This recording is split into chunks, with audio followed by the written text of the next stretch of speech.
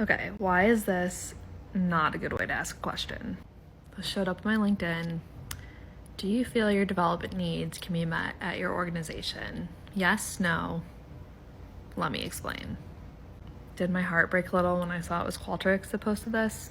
It did. I love Qualtrics. Qualtrics is an expert survey platform. They have got to do better. I know it's just LinkedIn, but still. Do not put a low quality question out. Anyone, but especially not if you're Qualtrics. Now, if you know me or you've been following me for a long time, you're looking at this and you're like, oh, Kirsten really likes specificity. Maybe it's because development needs is kind of unclear, want more details there. Sure, true. The question's not time bound. Maybe it'd be helpful, to say, do I think that they can be met in my organization this year, or am I asking ever? Sure, right? There are things I might want differently about the way they're asking the question. That's not the problem I'm having, though. The problem is these three answer choices right here. Yes, no, let me explain. So when you're designing a survey and you have this case where there are multiple choices for people to pick from, and you can only pick one, you want to make sure that there's no overlap. Line overlap. In some cases, it's because it can be confusing for me to choose if the categories overlap.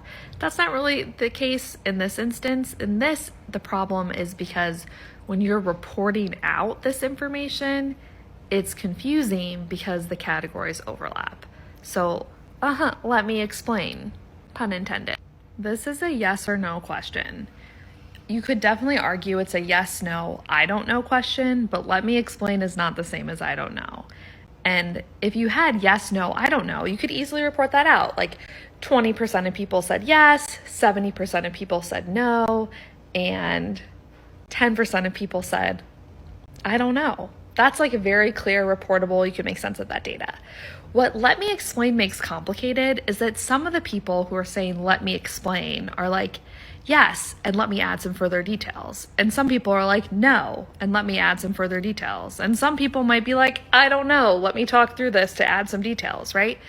That category is more of a catch-all. We're not really sure how to make sense of it. So you're reporting it out and it's 70% said yes, 20% said no, 10% said let me explain. How are we making sense of that category? It's confusing. It's not clear data. It's not clear results. And it's potentially underestimating the amount of people who said yes or no, because some yes and no's might be in that let me explain.